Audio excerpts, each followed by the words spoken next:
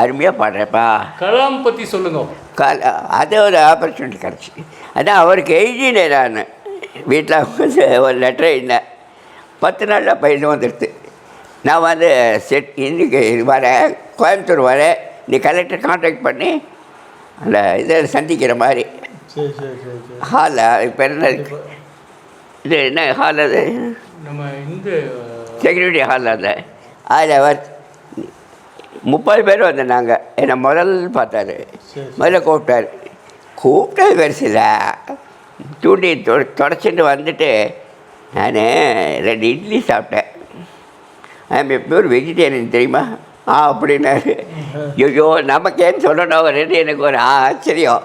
Sir நீங்கள் எப்பேற்பட்ட figure, பார்த்தாலும் பயமாக இருக்கு எனக்கு. அது ஹைலி குவாலிஃபைடு பர்சன். நான் நத்திங், நான் ஒன்றுமே இல்லை, சங்கீதம்தான் எனக்கு அது என்னுடைய ஜீவன் அப்படின்னேன்.